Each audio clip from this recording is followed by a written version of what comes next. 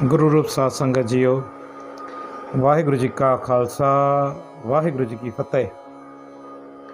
जीअं त साध संगत जी पोइ हिते लड़ीवार असां जपजी साहिब जी वीचार करे आयासीं, जंहिंमें तव्हां गुरु नानक नाम लेवा संगत गुरबाणी सां प्यार करण वारी जेकी सिंधी संगत आहे उन्हनि अथाह प्यार ॾिनो, बेअंत प्यार ॾिनो। सो अॻिते कई गुरु प्यारनि जो हुकुम हुयो त इन लड़ी खे अञा अॻिते वधाइजे, किथे रोक न अचे, गुरबाणी वीचार अञा अॻिते वधंदी रहे। सो काफ़ी गुरु प्यारनि जो इहो हुकुम हुयो, इहो वीचार हुई त अॻिते जेको संध्या वेले शाम जे टाइम ते हिकु सिख पाठ कंदो आहे, गुरबाणी सां प्यार करणु पाठ कंदो आहे, सोदर रहरा साहिब जो पाठ। सो संगतनि जे तरफ़ सां हुकुम हुयो त रहरा साहिब जे पाठ ते हाणे वीचार अॻिते हलाइजे।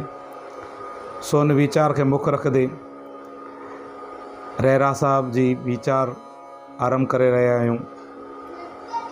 सो कुझु वीचार पहिरों में रहरा साहिब जे बारे में सम्झणु लाज़मी आहिनि, छो त जपजी साहिब जेकी असां वीचारीसीं उनमें सिर्फ़ु उहा बाणी सिर्फ़ु गुरु नानक देव महाराज पहिरीं पातशाही धन धन श्री गुरु नानक देव महाराजनि जी आहे। पर रहरा साहिब जे अंदरि असां कोशिशि करे उहो सॼो पाठ वीचारदासीं जहिड़े तरीक़े सां हिकु सिख या पंथ परवान सिख रहत मर्यादा जे अनुसार जेको पाठ ईंदो आहे, जेको असां आम तौर ते शुरू कंदा आहियूं हर जुग जो भगत तो पाया गुरु रामदास जी बाणी सां, ऐं अंत वञी करे समापत कंदा आहियूं जिस सिमरत सुख होए सगले दुख जाए। सो इन सॼे पाठ खे असां वीचारदासीं कोशिशि करे, जंहिंजे अंदरि गुरु नानक देव महाराज जी बाणी बि अचे थी ऐं गुरु रामदास पातशाह जी, गुरु अर्जन देव महाराज जी बाणी अचे थी। उनखां बाद दशमेश पिता धन धन श्री गुरु गोबिंद सिंह महाराज जी दसम ग्रंथ जे अंदरो कवे बाच बेनती चोपे जी बाणी अचे थी।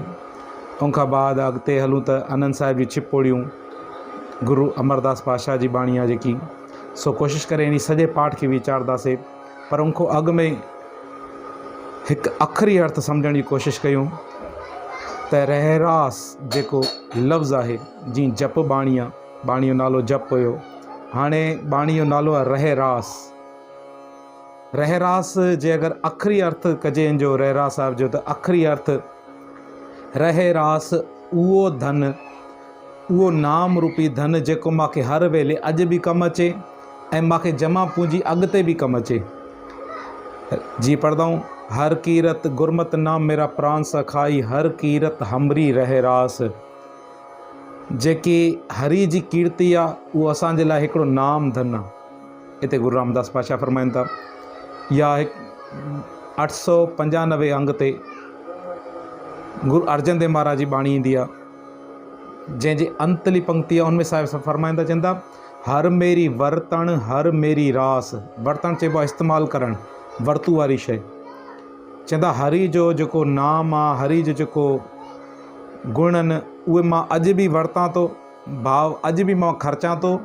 हर मेरी रास उहा मुंहिंजी जमा पूंजी बि आहे जेकी अॻिते बि मूंखे कमु ॾींदी। सो रहरास जो बि इहो ई अर्थ आहे, जेकी उहो नाम धन जेको मां अॼु बि, उहो सच रूपी धन जेको मां अॼु बि पंहिंजी ज़िंदगी में ख़र्चां ऐं अॻिते बि मूंखे कमु ॾे।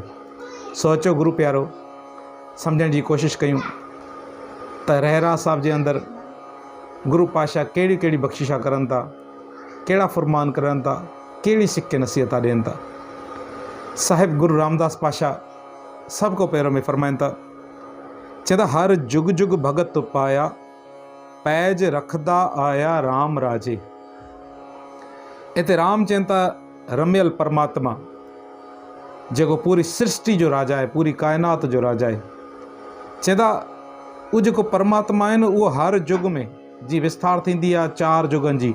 पहिरियों जुग सतयुग, उनखां बाद त्रेता, उनखां बाद द्वापुर, ऐं हिन हलदड़ वक़्त खे कलयुग वीचारियो वेंदो आहे। सो साहिब गुरु रामदास पातशाह फरमाईंदा, चवंदा हर जुग में ऐं परमात्मा तूं पंहिंजा भगत पैदा कया आहिनि ऐं विपता जी माल, तकलीफ़ जी माल तूं पाण उन्हनि जी इज़त रखी आहे, तूं पाण उन्हनि जी टेक बणियो आहे, तूं पाण उन्हनि जो आसरो बणियो आहे। चवंदा हर जुग जुग भगत तो पाया, पैज रखदा आया राम राजे। उनखां बाद मिसाल ॾींदा, चवंदा जहिड़े तरीक़े सां हरणाखस दुष्ट हर मारिया। चवंदा हरणाखस दुष्ट जेको पापी हरणाखस हुयो, उनखे परमात्मा हरी तूं पाण मारियो, प्रहलाद तराया ऐं पंहिंजे भगत जी तूं रखिया कई। पंहिंजे भगत जी तूं टेक कई। चवंदा प्रहलाद तराया। अहिड़े तरीक़े सां ॿी मिसाल ॾींदा, चवंदा जहिड़े तरीक़े सां अहंकारियां निंदकां पिठ दे नाम देव मुखलाया।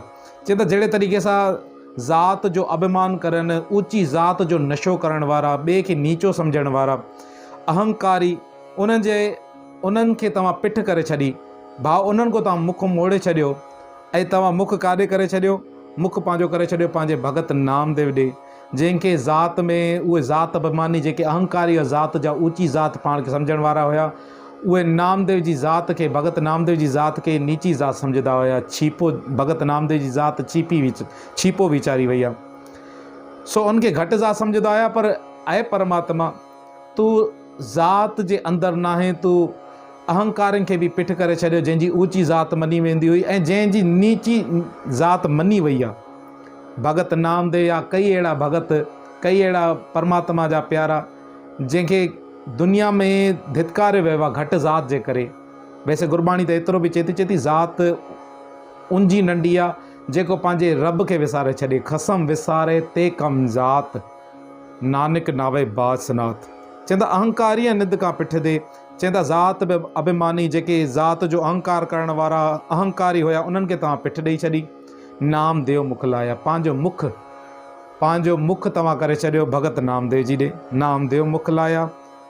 चवंदा जन नानक ऐसा हर सेविया। ऐं नानक अहिड़े हरि खे पूॼिजे, उनजी सेव भाव उनजे हुकुम जे अंदरि, उनजी रज़ा जे अंदरि हलिजे। जन नानक ऐसा हर सेविया अंत ले छॾाया। जेको आख़िरकार असांखे पंहिंजी टेक, उहो हमेशह असांखे आसरो ॾींदो, उहो कॾहिं बि असांखे धोखो न ॾींदो। जन नानक ऐसा हर सेविया अंत ले छॾाया, जेको पंहिंजी टेक में रखे थो पंहिंजे भगतनि खे, पंहिंजे नाम जपण वारनि जी पेज रखे थो।